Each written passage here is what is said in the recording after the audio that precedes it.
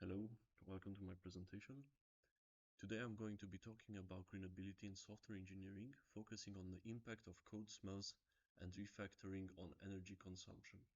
As we delve into this topic, we'll explore the growing emphasis on sustainability in software development and the importance of understanding how our coding practices affect the environment. In recent years, there has been a noticeable increase in concern for energy consumption and sustainability within the software engineering community. Various research groups and workshops worldwide are dedicated to investigating and improving the sustainability of software. This shift towards conscious practices reflects a broader industry focus on addressing environmental impacts associated with software development. Specifically, there is notable interest in the topic within the Danish market, highlighting the industry's commitment to sustainability. In our study, greenability refers to practices aimed at reducing the environmental impact of software. Code smells might present flaws in code, while refactoring is the process of improving code without altering its functionality. We focus on the impact that code smells and refactoring has on energy consumption, relying on static analysis techniques and mathematical models for assessment. In this diagram, you can see an overview of all the different things that are touched about in this paper. On the top, we have the goal of greenability, and on the bottom you can see the end goal of our research paper. State of the art. In our exploration of the current state of the art, we found a plethora of papers on the theory of greenability and energy efficiency in software engineering. However, research that integrates code smells, greenability, and refactoring is relatively sparse. Most existing studies either focus on fixing current software inefficiencies or aim to create systems for writing code that is efficient from the start.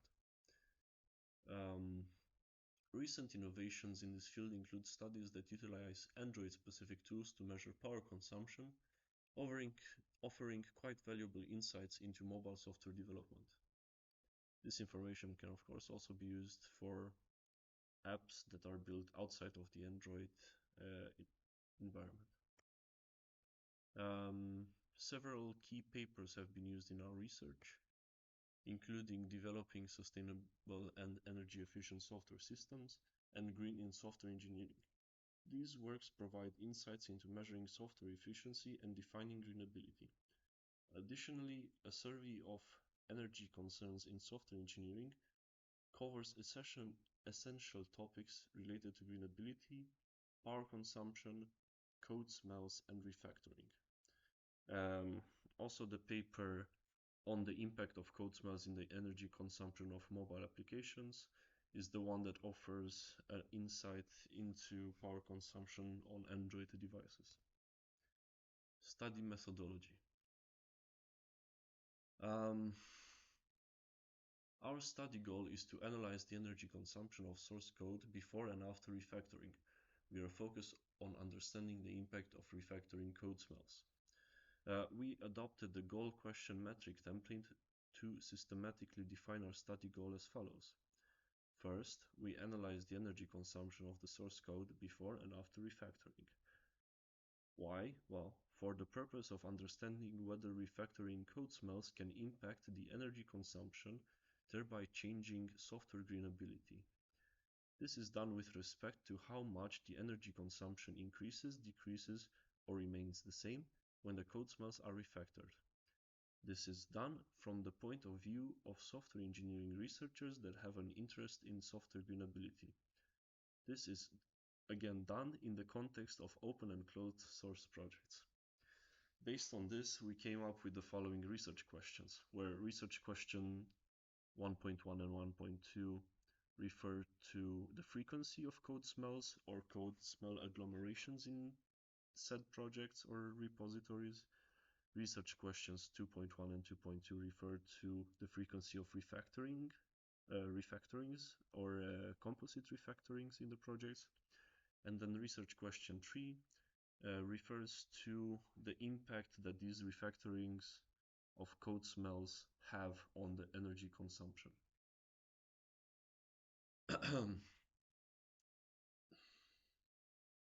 Several um, diagrams have been made with steps of how to answer these research questions. For step 0, we are going to set up our project. As you can see here, the target repositories that will be analyzed are prepared, and the chosen static analysis tools in this diagram, the COSI-Lab project SDU code analysis, has to be set up. Then in the next step, additional tools might need to be found and set up so that research question 1 and research question 2 can be answered. This is because Socrates cannot detect all code smells.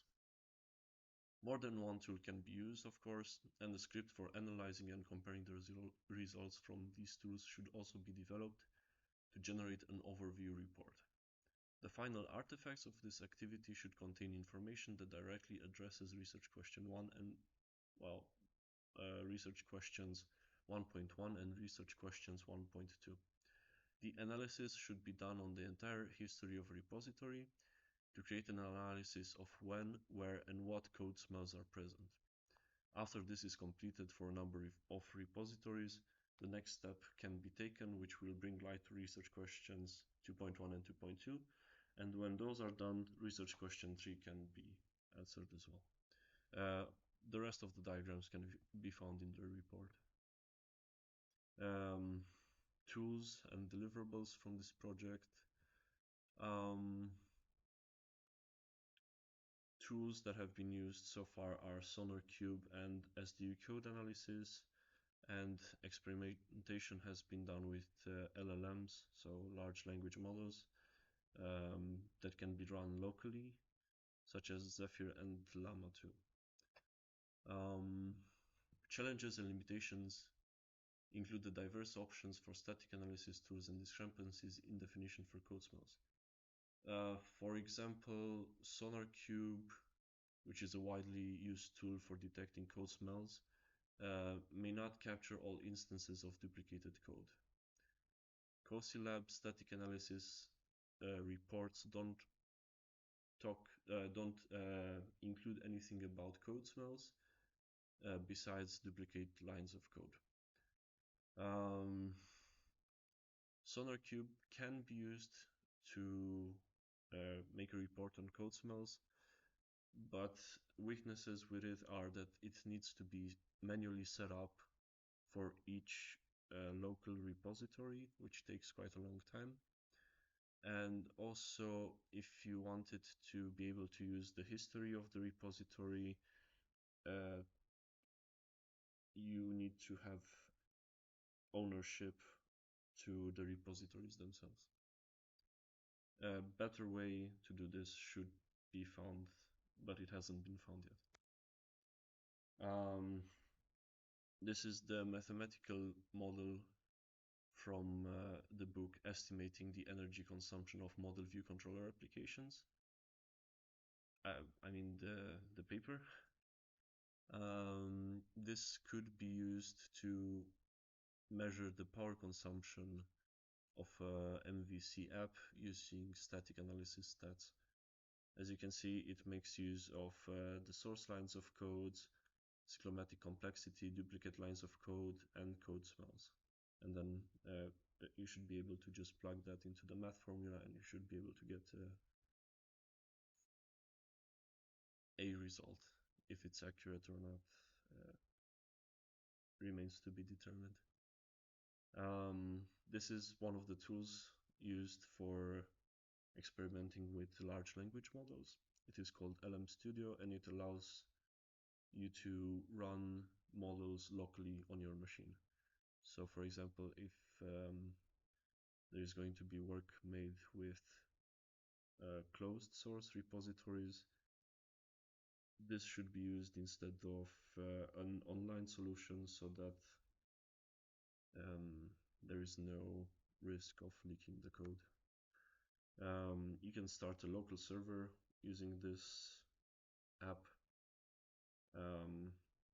which can then, well, it can be set up so you have it open on port 1234, for example, and then you can use a Python script using this example code to create prompts. You can automate messages to and from it using prompt engineering. But yeah. Then for the results, experimentation was done on ways to do static analysis, and the efficient way that doesn't involve manually setting up tools for each repository hasn't been found yet. Cozy Lab static analysis tools and the SonarQube tool can be used, but it would take a very long time to manually do it for a big number of repositories.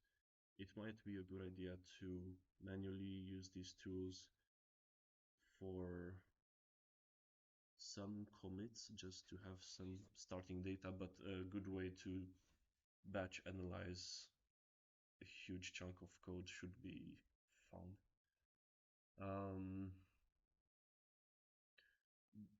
The research with LLMs was done because LLMs could be used to analyze code bases with the right prompt engineering, or they could even analyze static analysis reports. The weaknesses with them is that they are inconsistent and may hallucinate, so for this particular topic it might not be the best idea. Future direction and opportunities. Looking ahead, our project holds significant academic and practical value. By consolidating code smells, their impact on greenability and refactorings into a concrete database, we pave the way for more in-depth studies and the creation of greener code in the future. Moreover, the opportunity to collaborate with companies using private repositories offers a unique perspective and potential benefits for both researchers and industry. In conclusion, our report is still a work in progress, as there is a lack of concrete static analysis studies being done on code bases, but we have built a framework for what needs to be done and what areas still need to be researched, and we have an idea of the things that don't work. So yeah, that was all for my video. Thanks for listening. Goodbye.